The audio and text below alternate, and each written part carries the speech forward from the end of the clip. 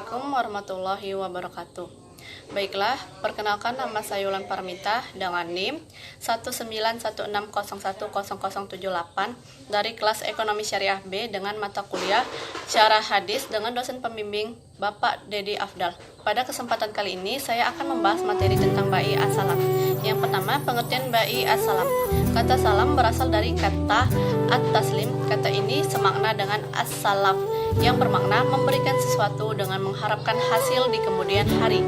Pengertian ini terkandung dalam firman Allah Subhanahu wa taala, yaitu qulu washrabu hani'an bima aslaftum fil ayyamil qaliyah, yang artinya kepada mereka dikatakan, makan dan minumlah dengan sedap disebabkan amal yang telah kamu kerjakan pada hari-hari yang telah lalu. Quran surah Al-Ahqaf ayat 24.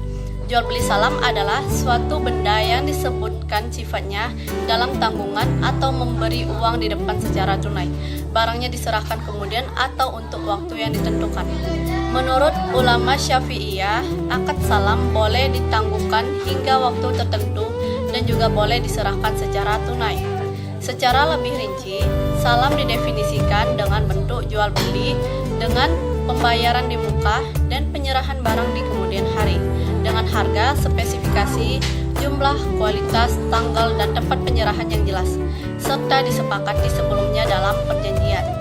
Landasan syariah transaksi ba'i as-salam terdapat dalam Al-Quran dan Al-Hadis.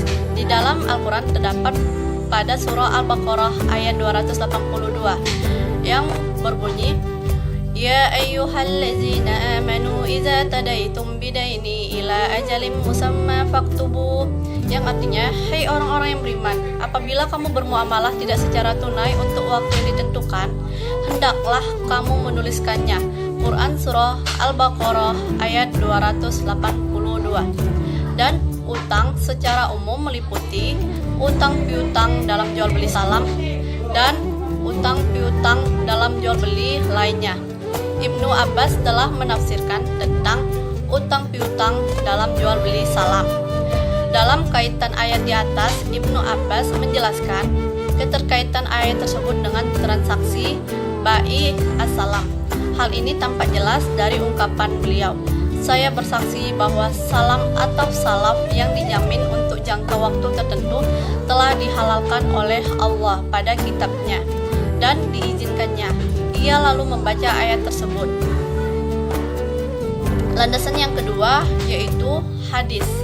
Ibnu Abbas berkata, Nabi Shallallahu Alaihi Wasallam datang ke Madinah dan penduduknya biasa meminjamkan buahnya untuk masa setahun dan 2 tahun.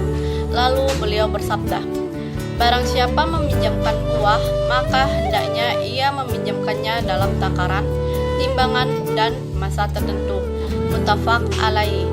Berdasarkan hadis ini, para ulama sepakat menyatakan bahwa jual beli salam dibolehkan pada waktu tertentu. Seseorang dapat memenuhi kebutuhan terhadap barang dengan karakteristik tertentu dengan mudah. Ini berarti jual beli salam dapat menciptakan efektivitas dan efisiensi biaya dan waktu dalam aktivitas perdagangan karena perkembangan kebutuhan manusia. Di masa sekarang, banyak masyarakat yang melakukan jual beli salam ini seperti makanan dan minuman untuk acara walimah, peralatan rumah tangga seperti kursi, lemari, tempat tidur yang dibuat dari kayu pilihan, bentuk dan warnanya sesuai dengan selera konsumen dan sebagainya. B. Rukun dan syarat ba'i as-salam. 1. Jual beli ba'i as-salam memiliki 3 rukun, yaitu pertama, ada transaktor, yaitu al-muslim dan al-muslam ilai. 2. Ada modal as-salam atau ra'su malis salam. 3. Ada sihat atau akad, yaitu ijab dan qabul, baik tertulis maupun terucap. 2. Syarat ba'i as-salam. Syarat-syarat akad. Pertama, menyatakan sihat ijab dan qabul dengan sihat yang telah disebutkan. 2. Pihak yang mengadakan akad cakap dalam membelanjakan harta. Selanjutnya, syarat sah perjanjian. Yang pertama, pembayaran dilakukan di majelis akad sebelum akad disepakati, mengingat kesepakatan dua pihak sama dengan perpisahan.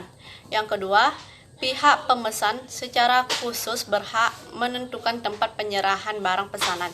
Jika ia membayar ongkos kirim barang, bila tidak memberikan ongkos kirim, maka pemesan tidak berhak menentukan tempat penyerahan.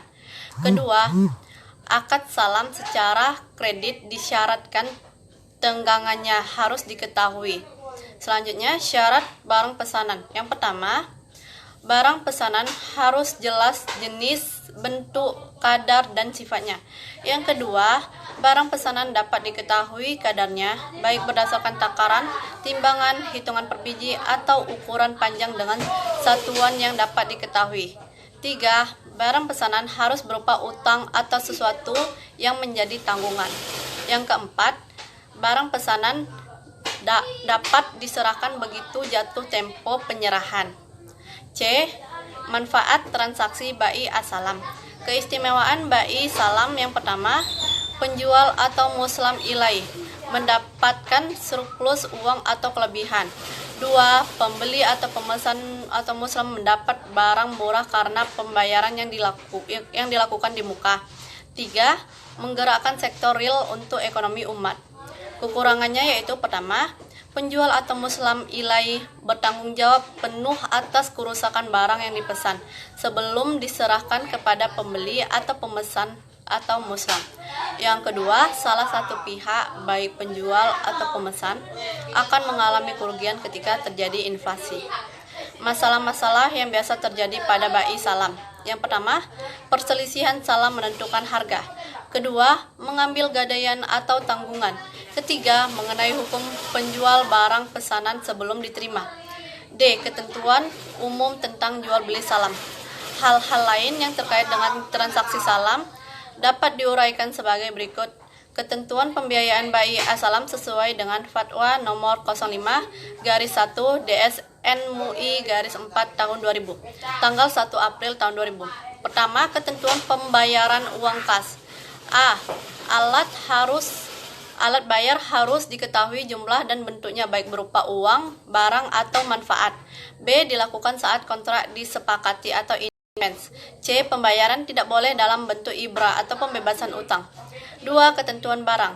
A. Harus jelas ciri-cirinya atau spesifikasi dan dapat diakui sebagai utang. B. Penyerahan dilakukan kemudian. C. Waktu dan tempat penyerahan barang harus ditetapkan berdasarkan kesepakatan. D. Pembeli tidak boleh menjual barang sebelum barang tersebut diterimanya atau qobat. E. Tidak boleh menukar barang kecuali dengan barang sejenis sesuai kesepakatan. 3. Penyerahan barang. Penjual harus menyerahkan barang tepat pada waktunya dengan kualitas dan kuantitas sesuai kesepakatan. Para ulama berbeda pendapat tentang boleh tidaknya muslim ilai menyerahkan muslim fee yang berbeda dari yang telah disepakati. Penjual dapat menyerahkan barang lebih cepat dari yang telah disepakati dengan beberapa syarat. A. Kualitas dan kuantitas barang sesuai dengan kesepakatan, tidak boleh lebih tinggi ataupun lebih rendah. B. Tidak boleh menuntut tambahan harga. Jika semua atau sebagian barang tidak tersedia tepat pada waktu penyerahan atau kualitasnya lebih rendah dan pembeli tidak rela menerimanya, maka pembeli memiliki dua pilihan. Yang pertama, membatalkan kontrak dan meminta kembali uang. Pembatalan kontrak dengan pengembalian uang pembelian menurut jumhur ulama dimungkinkan dalam kontrak salam. Pembatalan penuh pengiriman muslim fee dapat dilakukan sebagai ganti pembayaran kembali seluruh modal salam yang telah dibayarkan. Demikian juga pembatalan sebagian penyerahan barang dapat dilakukan dengan pengembalian sebagian modal. Pembatalan kontrak boleh dilakukan selama tidak merugikan kedua belah pihak, dan jika terjadi konflik di antara kedua belah pihak, maka persoalannya diselesaikan melalui pengadilan agama sesuai dengan Undang-Undang Nomor 3 Tahun 2006.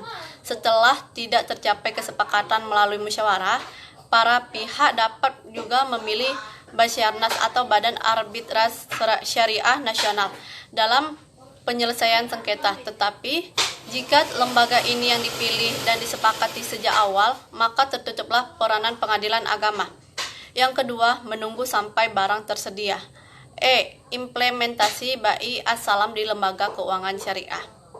BAI As-Salam biasanya dipergunakan pada pembiayaan bagi petani dengan jangka waktu yang relatif pendek, yaitu 2-6 bulan.